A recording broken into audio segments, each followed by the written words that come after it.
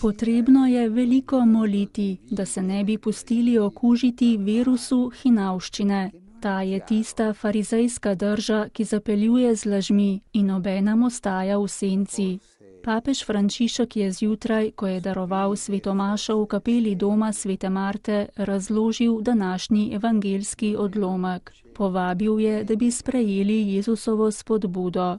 Evangelij nam prikazuje Jezusa in učence v gneči, tolikšni, da so hodili drug po drugem. V tej situaciji Kristus svoje opozori. Varujte se farizejskega kvasa. Kvas je nekaj zelo majhnega, je pripomnil papež Frančišek, a Jezus o njem govori, kot da bi govoril o virusu. Je kakor zdravnik, ki svojim sodelavcem pravi, naj bodo pozorni na nevarnosti okužbe. Ta kvas, virus, je hinavščina. Hinavščina nima barve, izraža se v poltonih. Je tisti način življenja, delovanja in govorjenja, ki ni jasen. Morda se smehlja, morda je resen. Ni ne svetloba, ne tema.